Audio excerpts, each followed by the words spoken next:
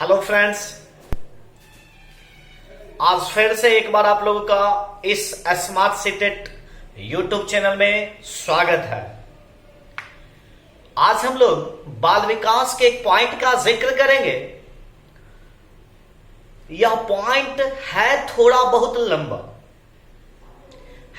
लंबा, हो सकता है इसमें थोड़ा ज्यादा क्लास लगे।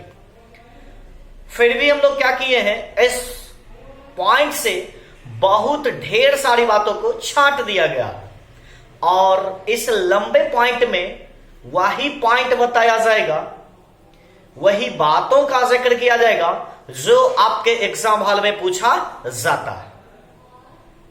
क्योंकि एक कथन है मेरा सर कि पढ़ना तो बहुत कुछ होता है, क्या नहीं पढ़ना चाहिए, यदि यह पता हो जाए तो कोई भी व्यक्ति सर एक दिन में कितना भी बड़ा एग्जाम क्यों ना हो उस एग्जाम को क्वालिफाई कर सकता। तो आज हम लोग जिस पॉइंट को लेके आए हैं सर, वह पॉइंट हम और आप लोगों के बीच जो घटना घटित होती है उससे संबंधित है और उस पॉइंट का नाम है सर अभिप्रेरणा। उस पॉइंट का क्या नाम है? अभिप्रेरणा। इस अभिप्रेरणा को आप लोग तुरंत समझिएगा, लेकिन इसके लिए क्या करना पड़ेगा सर? आपको अभिप्रेरित रहना होगा। यदि आप अभी सही सलामत से अभिप्रेरित हैं तो आप कहां बैठे होंगे यह शायद आप लोगों को पता हो। कहां? तो सर एकांत में बैठिए, कॉपी कलम निकालिए, जहां नोट करने का मन होगा आराम से नोट कीजिएगा। तो चलिए आते हैं मुद्दा की बात और करते हैं शुरू। सर अभिप्रेरणा क्या? अभिप्रेरणा तो देखिएगा सर, इस अभिप्रेरणा के बारे में आपको 3 पॉइंट लिखाया गया है। पहला पॉइंट है अभिप्रेरणा प्राणी के विभिन्न व्यवहारों को संचालित, निर्देशित तथा संगठित करने वाली शक्ति है। क्या है? अभिप्रेरणा प्राणी के विभिन्न व्यवहार, ध्यान से देखिएगा क्या लिखा हुआ है, विभिन्न प्रकार के व्यवहार को संचालित, व्यवहार को निर्देशित तथा व्यवहार को संगठित करने वाली शक्ति है। क्या है? शक्ति है। इसका भी जिक्र करते हैं। दूसरा पॉइंट क्या है सर? अभिप्रेरणा वह मनोवैज्ञानिक उत्तेजना है। क्या है? उत्तेजना है जो व्यक्तियों को काम पर बनाए रखने के साथ साथ, क्या कह रहा है, काम पर बनाए रखने के साथ साथ उन्हें उत्साहित करती है और अधिकतम संतुष्टि भी प्रदान करती है। तीसरा क्या है? अभिप्रेरणा लक्ष्य आधारित व्यवहार का उत्प्रेरण या ऊर्जाकरण है। क्या है? ऊर्जाकरण। तो ध्यान से देखिए सर, जनरली सभी पॉइंट से एक ही पॉइंट निकल के आते हैं। अभिप्रेरणा है क्या?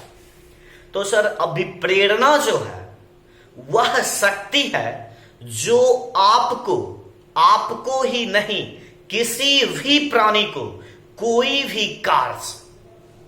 कार्य को अंजाम देने के लिए जो वह लगातार प्रयासरत रहता है उसी को कहते हैं अभिप्रेरणा। क्या कहते हैं?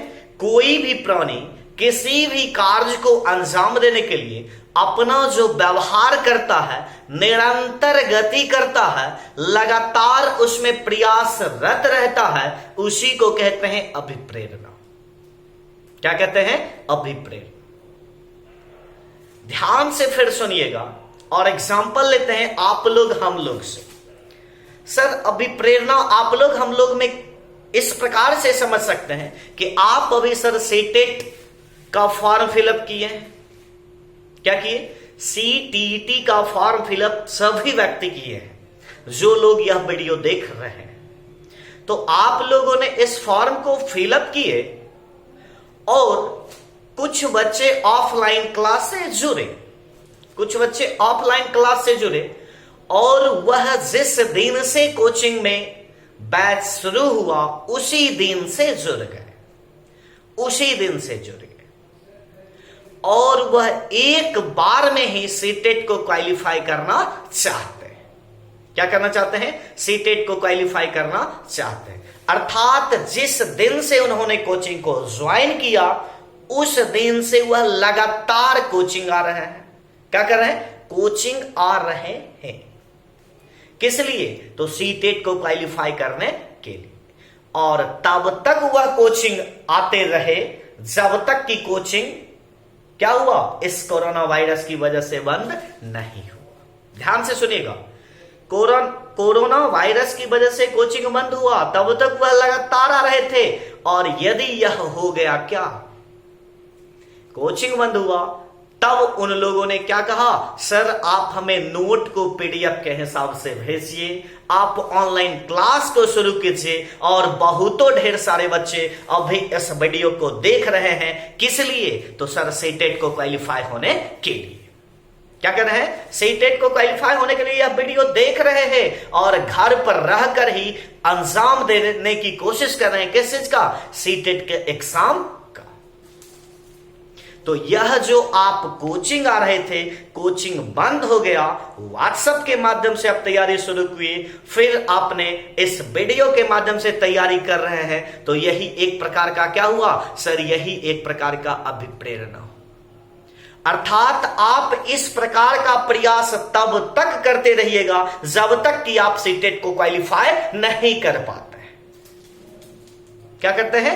आप इस संस्था से जुड़े तब तक रहिएगा, इस पढ़ाई से जुड़े तब तक रहिएगा जब तक कि आप सीटेट को क्वालिफाई नहीं कर पाते हैं। इसी को कहते हैं अभिप्रेरणा। क्या कहते हैं? अभिप्रेरणा। तो क्या आप इस संस्था से जुड़े हुए हैं? यह जो आप शक्ति दिखा रहे हैं, क्या इस शक्ति को हम देख रहे हैं? सर नहीं, इसके प्रभाव को देखा जा रहा है, इसे महसूस किया जा रहा है। कभी भी आप अभिप्रेरणा को देख नहीं सकते। तो अभिप्रेरणा का सीधा मायना आप लोग समझ गए होंगे। यदि आप भी अभिप्रेरित होंगे तब क्या होता है अभिप्रेरणा? तो किसी भी प्राणी का, किसी भी व्यक्तियों का अभिप्रेरणा वह एक अदृश्य शक्ति है, वह अदृश्य शक्ति है जिसमें कोई भी व्यक्ति अपने जो कार्य करता है उस कार्य को तब तक करते रहता है जब तक कि उसे उस कार्य में सफलता नहीं मिलती है। उसी को कहते हैं अभिप्रेरणा। अर्थात उसे मंजिल नहीं मिलती है तब तक वह उस कार्य में लगा रहता है और लगातार लगा रहता है, निरंतर लगा रहता है। इसी को कहते हैं अभिप्रेरणा। क्या कहते हैं? अभिप्रेरणा। जनरली बहुतों ढेर सारे मनोवैज्ञानिक ने बहुतों ढेर सारी बात की है, लेकिन सभी का निचोड़ एक ही निकला है कि अभिप्रेरणा एक वह अदृश्य शक्ति है जो शक्ति किसी भी प्राणी में तब तक प्रयासरत रहती है जब तक कि वह अपने मंजिल को हासिल नहीं कर लेता है, वह सफलता हासिल नहीं कर लेता है। तब तक वह किसी भी दिशा में क्या करता है? लगा रहता है। इसी शक्ति को कहते हैं अभिप्रेरणा। किन्हीं को डाउट? तो चलिए देखते हैं फिर से अभिप्रेरणा के बारे में कुछ ढेर सारी महत्वपूर्ण बातें आती है कि अभिप्रेरणा जो होती है एक अदृश्य शक्ति होती है, अर्थात अभिप्रेरणा को हम देख नहीं सकते। ध्यान से देखिएगा, कुछ 2-4 पॉइंट आपके स्क्रीन पे आ रहे हैं और वह पॉइंट क्या कहता है उसको फिर बताते हैं, फिर आगे हम लोग चलेंगे कि अभिप्रेरणा के कितने प्रकार हैं। चलिए आपके स्क्रीन पे आ रहा है, इसके बारे में पॉइंट तो देखिए क्या होते हैं आपके स्क्रीन पे पॉइंट। चलिए देखते हैं कि अगला जो कुछ पॉइंट आपके विचार है। जनरली इससे जुड़े बहुतों ढेर सारे पॉइंट हैं, सभी पॉइंट आप लोगों को पीडीएफ में जरूर मिलेंगे, देख लीजिएगा। आज इस अभिप्रेरणा से जो आप लोगों को पीडीएफ मिलेंगे उसके बाद एक भी क्वेश्चन आप लोगों को एग्जाम हॉल में गलत नहीं होंगे।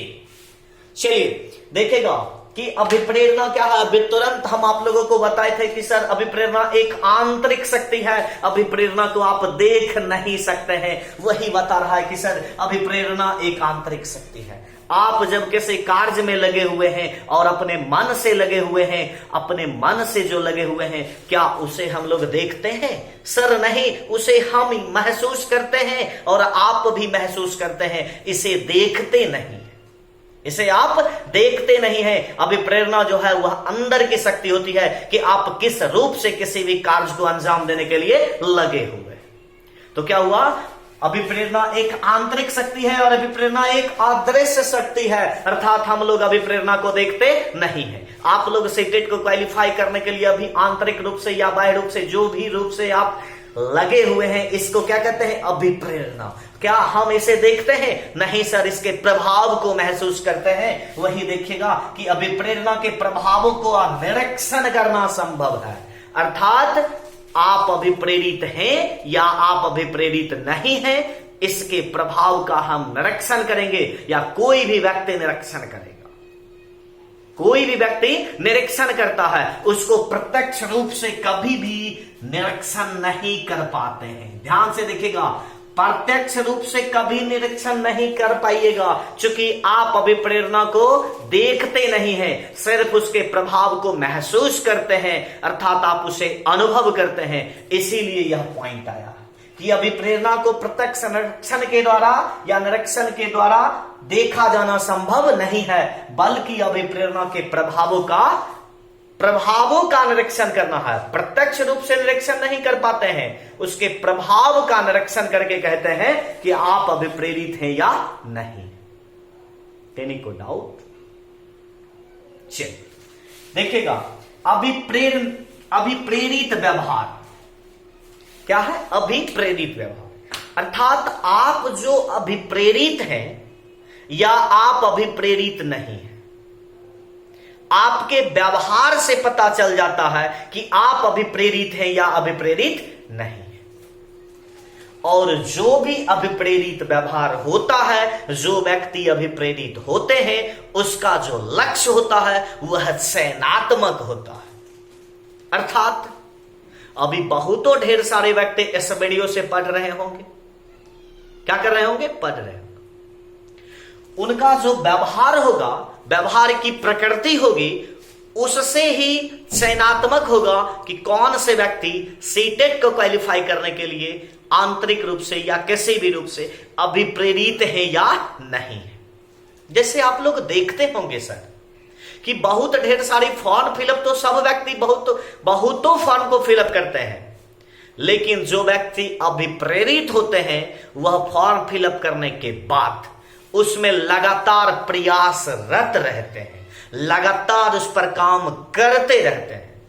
और कुछ व्यक्ति ऐसे होते हैं सर कि फॉर्म फिलअप कर दिए और देखेंगे कि एडमिट कार्ड कब आएगा, और जिस दिन उनके एग्जाम का डेट निकलता है, एडमिट कार्ड आ जाते हैं, उस दिन से वह पढ़ना शुरू करते हैं। क्या करते हैं? शुरू करते हैं। ध्यान से देखिएगा, दो तरह का बात, अर्थात किनमें कितना अभिप्रेरणा है, क्या वो अभिप्रेरित हैं या अभिप्रेरित नहीं है, उनके व्यवहार से पता चल जाता है कि कौन से व्यक्ति अभिप्रेरित हैं या नहीं। अर्थात अभिप्रेरित व्यवहार जो होता है उसकी प्रकृति चयनात्मक होती है, इसीलिए कहा गया। किन्हीं व्यक्ति को कोई डाउट? चलिए अब देखिएगा कि अगला पॉइंट आपके स्क्रीन पे क्या आ रहा है।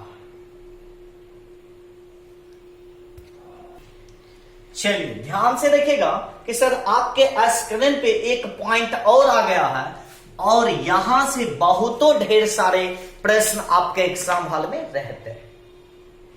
सबसे ज्यादा पॉइंट जो आने वाला पॉइंट है यहीं से। क्या है सर? तो अभिप्रेरणा कितने प्रकार के होते हैं? तो क्या जवाब दीजिएगा कि सर अभिप्रेरणा दो प्रकार के होते हैं। एक अभिप्रेरणा को कहते हैं आंतरिक अभिप्रेरणा और एक अभिप्रेरणा को कहते हैं बाह्य अभिप्रेरणा। क्या कहते हैं? एक अभिप्रेरणा को कहते हैं आंतरिक अभिप्रेरणा और एक अभिप्रेरणा को कहते हैं बाह्य अभिप्रेरणा। तो सर आंतरिक अभिप्रेरणा को दो अभिप्रेरणा के नाम से जानते हैं। आंतरिक अभिप्रेरणा को दो अभिप्रेरणा के नाम से और जानते हैं। इसको कहते हैं सर प्राकृतिक अभिप्रेरणा, प्राकृतिक अभिप्रेरणा, या फिर इसको कहते हैं सर प्राथमिक अभिप्रेरणा, प्राथमिक अभिप्रेरणा। क्या कहते हैं, ध्यान से देखिएगा, आंतरिक अभिप्रेरणा या प्राकृतिक अभिप्रेरणा या प्राथमिक अभिप्रेरणा।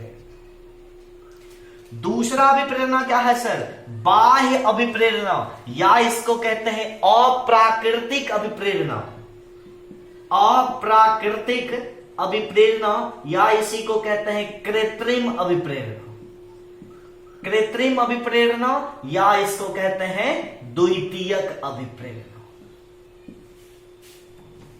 क्या कहते हैं, द्वितीयक अभिप्रेरणा। ध्यान से देखिएगा कि अभिप्रेरणा कितने प्रकार के होते हैं, तो दो प्रकार के, आंतरिक अभिप्रेरणा, प्राकृतिक अभिप्रेरणा या प्राथमिक अभिप्रेरणा, फिर बाह्य अभिप्रेरणा, अप्राकृतिक अभिप्रेरणा या कृत्रिम अभिप्रेरणा या द्वितीयक अभिप्रेरणा।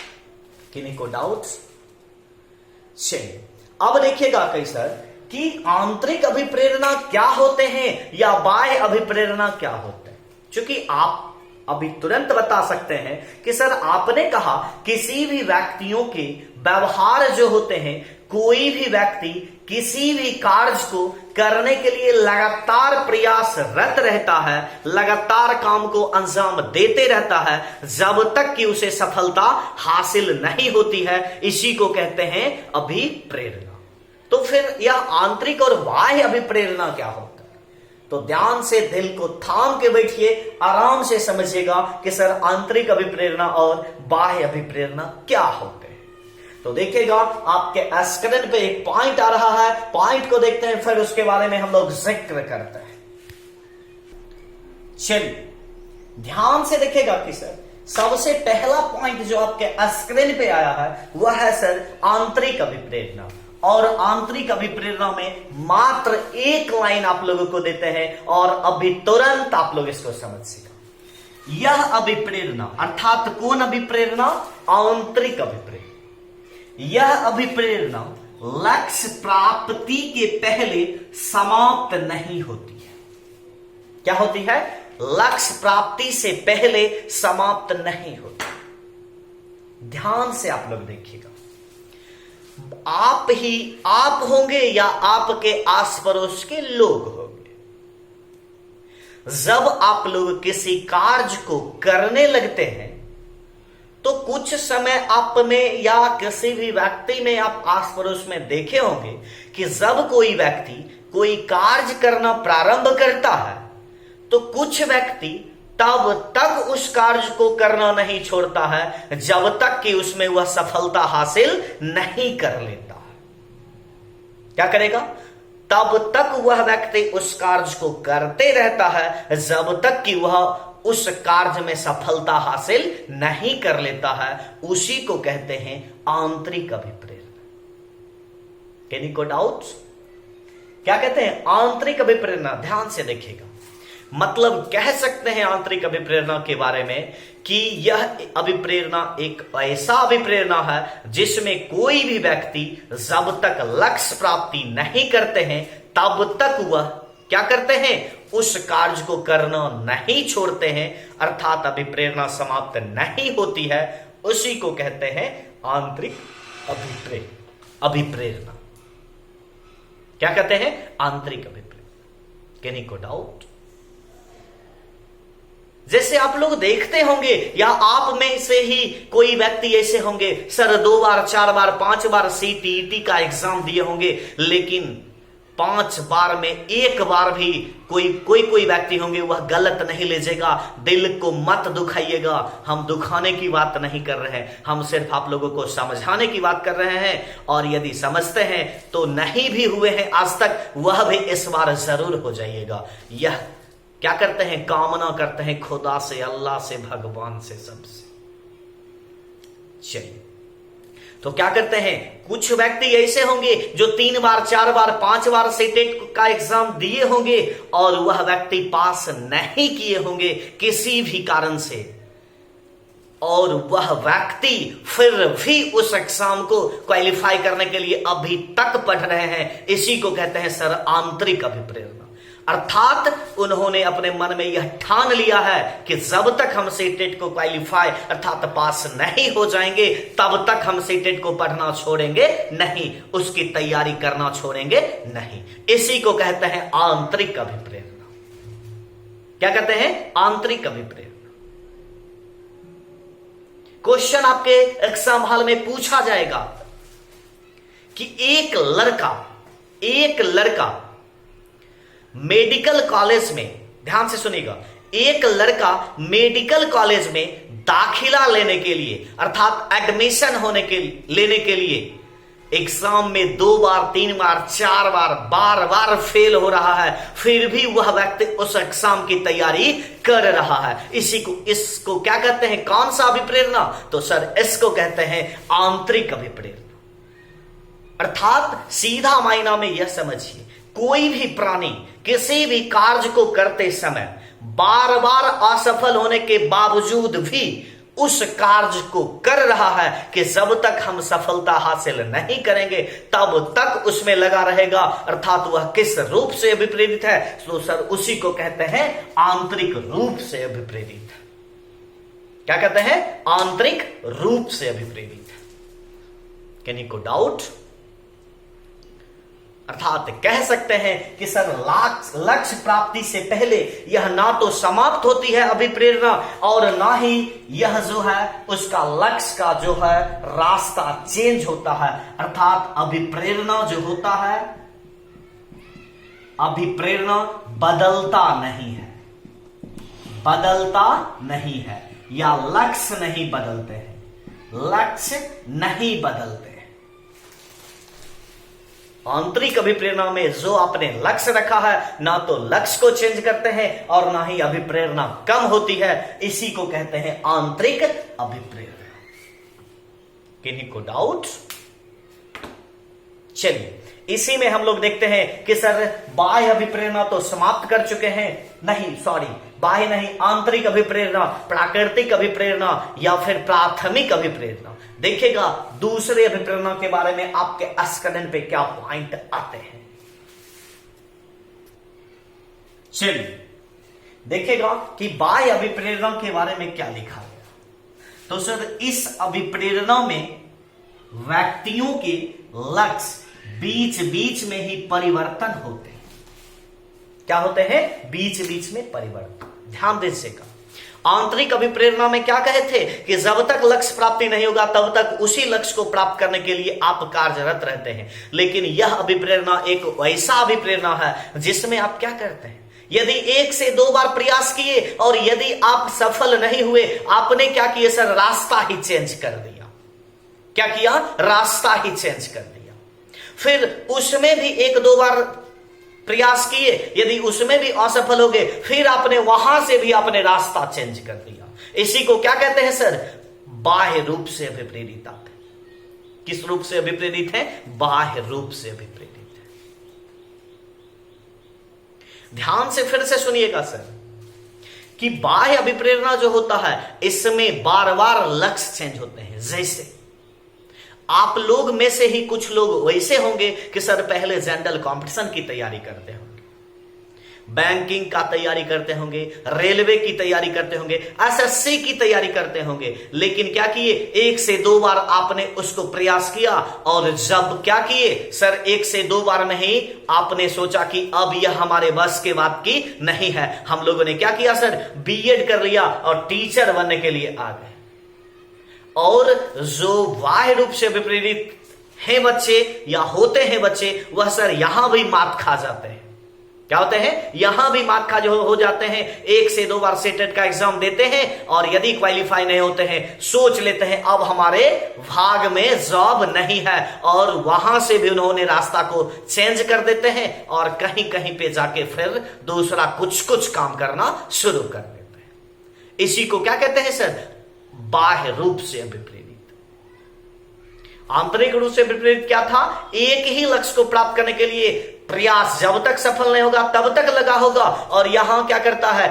तुरंत में अपने अभिप्रेरणा को क्या करते हैं? लक्ष्य को चेंज कर लेते हैं। इसी को कहते हैं बाह्य रूप से विपरीत।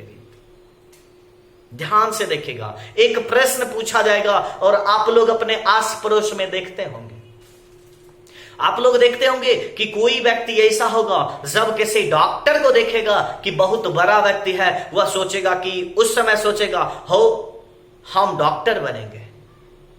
फिर कुछ दिनों के बाद जब वह इंजीनियर को देखता है तो वह मन में कहता है कि अब हम इंजीनियर बनेंगे। फिर कुछ दिनों के बाद वही व्यक्ति जब सर वैज्ञानिक के बारे में सुनता है तो कहता है कि हम वैज्ञानिक बनेंगे।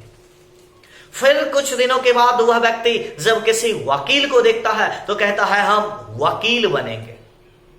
फिर कुछ दिनों के बाद जब वह नेता को देखता है तो कहता है कि हम अब बहुत बड़े लीडर नेता बनेंगे। तो बताइएगा कि वह बच्चा किस रूप से अभिप्रेरित है? तो क्या जवाब दीजिएगा सर? वह बच्चा बाह्य रूप से अभिप्रेरित है। क्या है? बाह्य रूप से अभिप्रेरित है। तो इसका क्लास और होगा, आज के लिए इतना ही काफी है। फिर हम लोग अगली क्लास में भी सभी लोग प्रत्येक दिन की प्रत्येक क्लास को देखते रहिए, ताकि एक भी क्लास आपका यदि मिस हो जाता है तो फिर उस पॉइंट से आपको संतोष करना पड़ेगा, क्योंकि प्रत्येक दिन का जो क्लास होता है प्रत्येक दिन के क्लास से घनिष्ठ रूप से संबंधित होते हैं।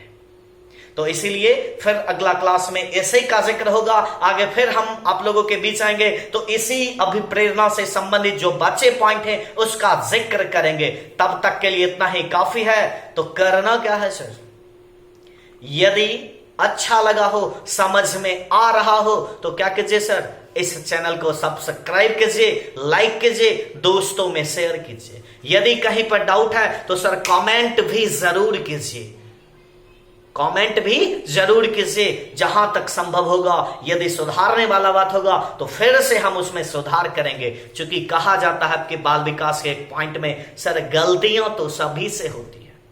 क्या होती है? गलतियां करना बच्चों का जन्मसिद्ध अधिकार होता है। गलतियां कर रहे हैं का मतलब बच्चे सीख रहे हैं। तो हो सकता है गलतियां कहीं हो सकती है। यदि आप लोगों को लगे कि यहां थोड़ा और कुछ होना चाहिए तो कमेंट बॉक्स में जरूर लिखे, उसका भी हल आप लोगों का कर देंगे। तो आज के लिए इतना ही काफी है। फिर मिलते हैं अगले क्लास में, तब तक के लिए गुड बाय।